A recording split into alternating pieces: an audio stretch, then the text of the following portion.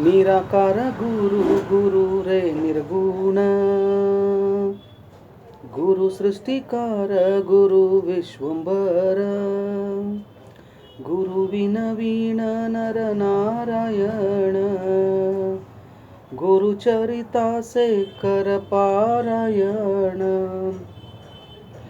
ಎಲ್ಲ ಸ್ವಾಮಿ ಸಮರ್ಥರ ಭಕ್ತಾದಿಗಳಿಗೂ ನಿಮ್ಮನೆ ಹುಡುಗ ಸಂತೋಷ್ ಪತಂಗ ಮಾಡುವ ನಮಸ್ಕಾರಗಳು. ವೀಕ್ಷಕರೇ, ನಿಮಗೆ ಮೊದಲೇ ಗೊತ್ತಿದೆಯೋ ಇಲ್ಲೋ ಗೊತ್ತಿಲ್ಲ, ಬಟ್ ಹೇಳೋದು ನನ್ನ ಧರ್ಮ.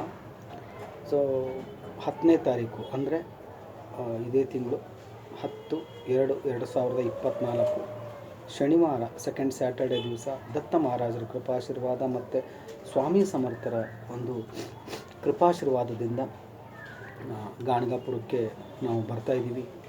ಸೊ ಇದು ನಮ್ಮ ಭಾಗ್ಯ, ನಮ್ಮ ಪುಣ್ಯ. ಇದರ ಜೊತೆ ಪರೋಕ್ಷವಾಗಿ ಅಪರೋಕ್ಷವಾಗಿ ಸಹಾಯ ಮಾಡಿರ್ತಕ್ಕಂಥ ಎಲ್ಲ ಭಕ್ತಾದಿಗಳಿಗೂ ದೊಡ್ಡ ನಮಸ್ಕಾರ.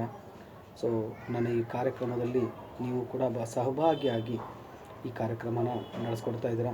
ತುಂಬು ಹೃದಯದ ಧನ್ಯವಾದಗಳು.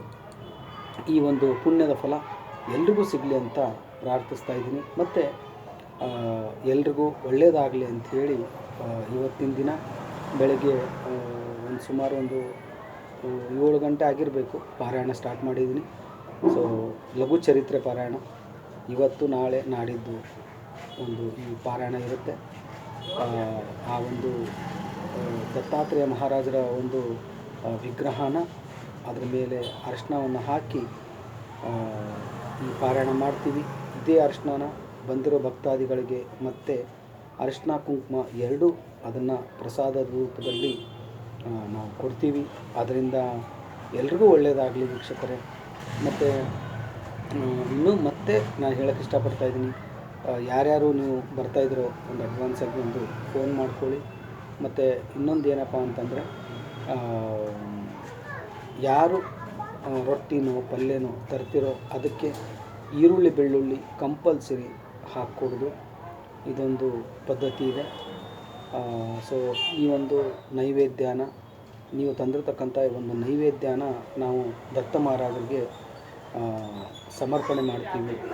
ಸೊ ಅಲ್ಲಿರ್ತಕ್ಕಂಥ ಪಾರಾಯಣ ಮಾಡಿರ್ತಕ್ಕಂಥ ಭಕ್ತಾದಿಗಳಿಗೂ ಕೂಡ ಅದನ್ನು ನಾವು ಕೊಡ್ತೀವಿ. ಇದು ಒಂದು ಪೂರ್ವಜನ್ಮದ ಪುಣ್ಯದ ಸುಕೃತದ ಫಲ. ಇದನ್ನು ಮೊದಲು ಸುಮಾರು 1-1.5 ವರ್ಷದಿಂದ ಮಾಡ್ತಾಯಿದ್ವಿ. ಸೊ ಇತ್ತೀಚೆಗೆ ಪ್ರತಿ ತಿಂಗಳು ಕೃಪಾಶೀರ್ವಾದದಿಂದ ಮಾಡ್ತಾಯಿದ್ದೀವಿ.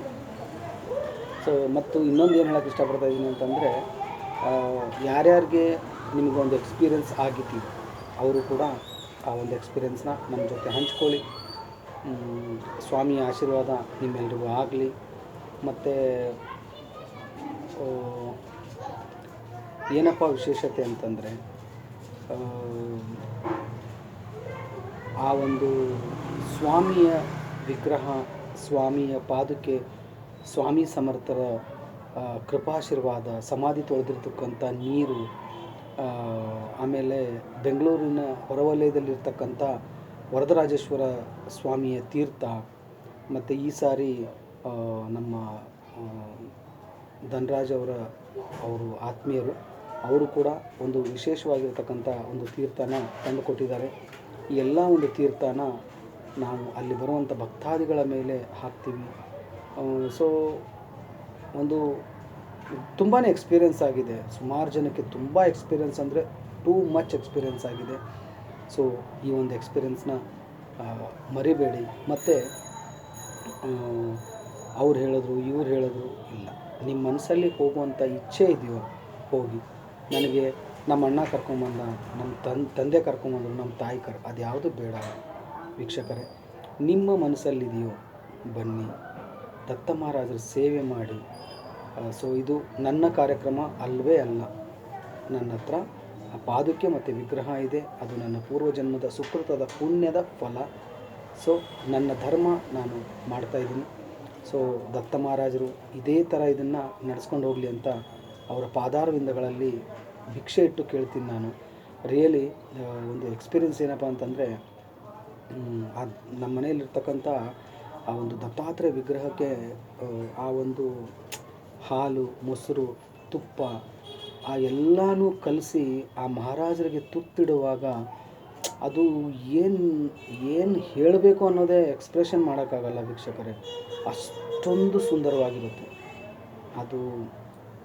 ಸ್ಪೀಚ್ಲೆಸ್ ವರ್ಡ್ ಅದು. ಆ್ಯಕ್ಚುಲಿ ಇದನ್ನು ಹೇಳಬಾರ್ದು, ಅದನ್ನು ನಂಗೆ ತಡ್ಕೊಳಕ್ಕಾಗಲಿಲ್ಲ ಅಂತ ನಿಮ್ಮ ಹತ್ರ ಹೇಳಿದೆ. ತುಂಬಾ ಭಾವೋನ್ಮುಖ ಆಗ್ತಾರೆ. ಬ್ರಹ್ಮಾಂಡ ನಾಯಕರು ಈ ಒಂದು ಕೈಗಳಿಂದ ಊಟ ಮಾಡ್ತಾರಲ್ಲ, ಅವರಿಗೆ ಒಂದು ಸ್ನಾನ ಮಾಡಿಸುವಂಥ ಭಾಗ್ಯ ನನಗೆ ಕರುಣಿಸಿದಾರಲ್ಲ ವೀಕ್ಷಕರೇ. ನಾನು ಅಂದ್ಕೊಂಡಿದ್ದೇನು, ನನ್ನ ಮನೆಯಲ್ಲಿ ಅವರು ಜೀವಂತವಾಗಿ ಕೂತ್ಕೊಂಡಿದ್ದಾರೆ ಅಷ್ಟೇ. ನನ್ನ ತಲೆಯಲ್ಲಿ ಥಾಟ್ಸು, ನಾನು ಯೋಚನೆ ಮಾಡಿದ್ದು ಒಂದೇ, ಮಹಾರಾಜರು ನನ್ನ ಮನೆಯಲ್ಲಿ, ದತ್ತ ಮಹಾರಾಜರು, ಸ್ವಾಮಿ ಸಮರ್ಥರು ಜೀವಂತವಾಗಿ ಕೂತ್ಕೊಂಡಿದ್ದಾರೆ, ನಾನು ಅವ್ರ ಸೇವೆ ಮಾಡ್ತಾಯಿದ್ದೀನಿ ಅಷ್ಟೇ. ಬಿಟ್ಟರೆ ಹೊರತಾಗಿ ಇನ್ನು ಯಾವುದೇ ತರಹದ ಫೀಲಿಂಗ್ಸ್ ಬರಲ್ಲ ಇಲ್ಲಿ. ಓಕೆ ವೀಕ್ಷಕರೇ, ಯಾರ್ಯಾರು ತಮ್ಮ ಸಮಸ್ಯೆ ಇದೆಯೋ ಅವತ್ತಲ್ಲಿ ಬಂದು ನೀವು ಕೇಳ್ಬೋದು. ಏನು ಮಾತಾಡೋದು ಗೊತ್ತಾಗಲ್ಲ. ಜನ ಒಂದೊಂದು ಸಾರಿ ಅಂತಾರೆ, ಸಂತೋಷಣ ನೀವು ಯಾವಾಗ ಬರ್ತಾಯಿದ್ದೀರಾ, ನಾವು ಕಾಯ್ತಾ ಇದ್ದೀವಿ. ಇರಲಿ, ಅದು ನಿಮ್ಮ ಮೇಲಿರೋ ಅಭಿಮಾನ, ಪ್ರೀತಿ ಅಂತ ಹೇಳ್ತಾ ಇಲ್ಲಿಗೆ ಈ ಒಂದು ವಿಡಿಯೋನ ಮುಗಿಸ್ತಾ ಇದ್ದೀನಿ.